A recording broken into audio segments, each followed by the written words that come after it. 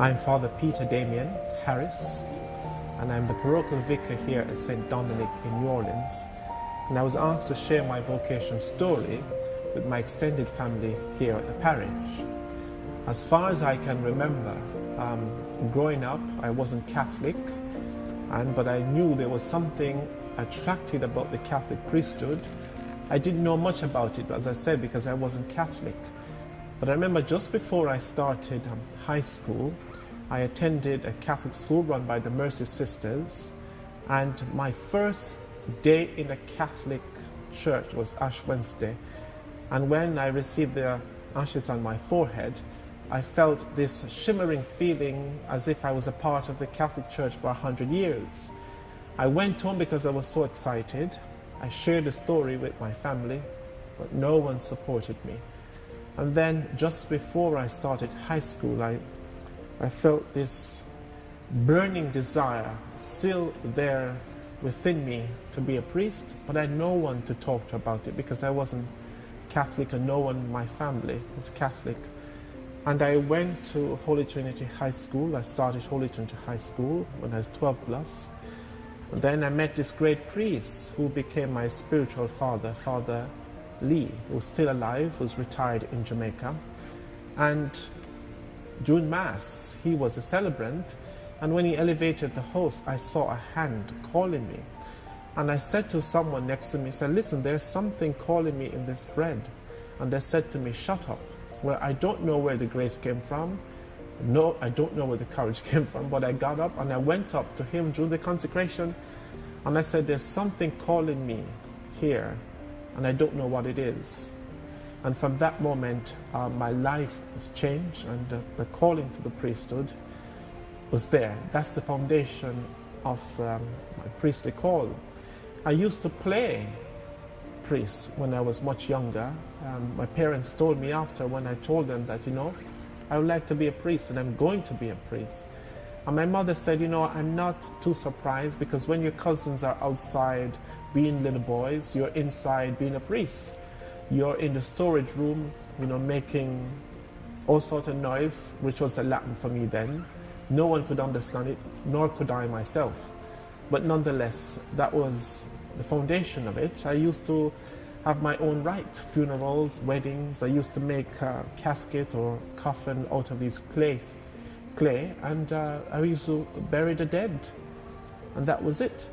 And now, as I'm a priest, I could look back and I would say that, the Catholic priesthood, for me, is not just about helping people, but it's the safest and the quickest way for my own salvation and for my own internal redemption. No other profession in the world or occupation where a man's soul undergoes an ontological change than the Catholic priesthood. And that in itself, to me, was what drew me more fully to fulfill my desire to become a priest. Well, what led me to the Dominican Fathers? Well, I didn't know much about the Dominicans, but my first encounter with the Dominicans was in Houston.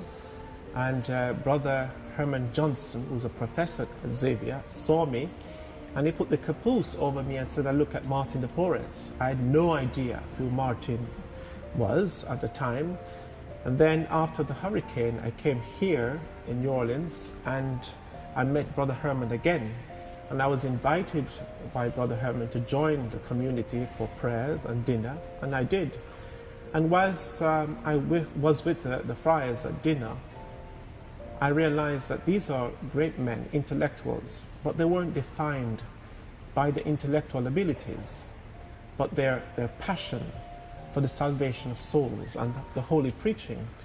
And that in itself drew me, because the Dominican life it's a life of contemplation, and it's a very active life. So you have both together, and it's very unique. And that drew my attention because it was the holy preaching, to give to others the fruit of my own contemplation. And these were great men who were preaching, and never once have I experienced a Dominican there using the pulpit to preach his intellect, but otherwise to use his own intellectual knowledge, ability, capabilities to bring others to experience Christ, His mercy and His love. And that was quite profound to me.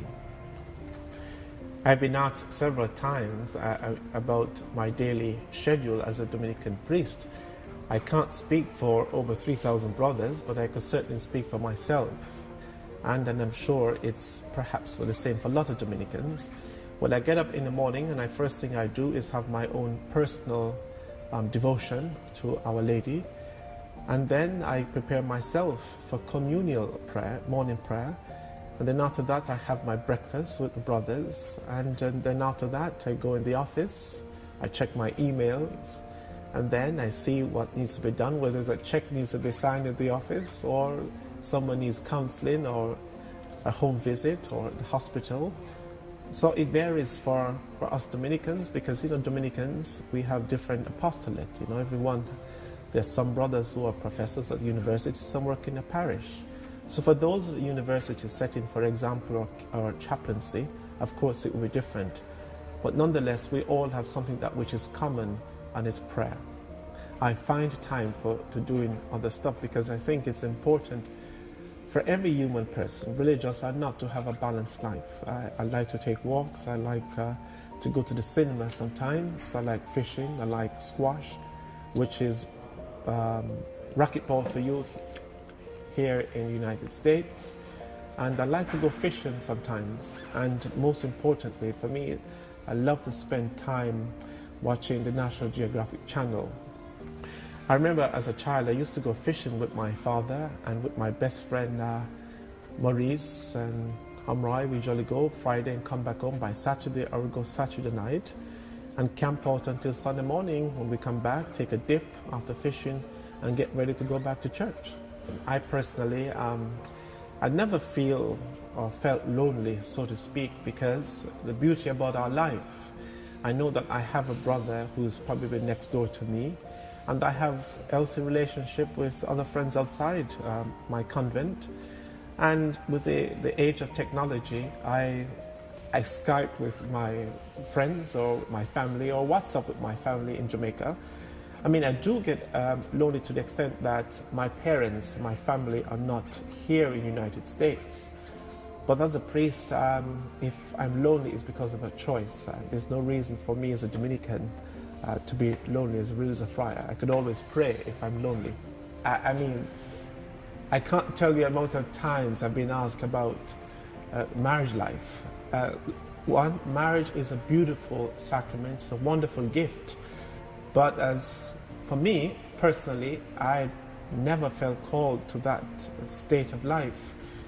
There are other people who meant called to religious life but never felt called to enter into a convent, so they consecrate themselves to become a consecrated virgin. But that's unique, and my vocation itself is rather unique as well. And I love my vocation, I cherish my priestly vocation, but I admire the gift of marriage life, because I don't think I'd have the courage to be as strong of a father as some people. I think I probably spoil my child. But it's a beautiful and wonderful vocation as well. One day I like to do, I think I like to do sky diving. Yeah, that's something I would love to experience. Yeah, perhaps my 50th birthday. And how old are you now? I'm 37. So you have some years to think about this That's foolish right. idea. Yes. Father, do you have anything else you want to share with your family community here? Well, I think as I share my story, I do hope my story is one that will perhaps help someone else who may be who may feel the call to become a priest and perhaps have no one to talk to. We're here. But if God is calling you, don't be discouraged. Other friars are here where you could come and share your story, because it's God who calls and God who equips us who are called by Him to make the sacrifice. And if He's calling you, don't give up. Just give in to His call. Thank you very much, and you pray for more vocation as you and pray for me as well.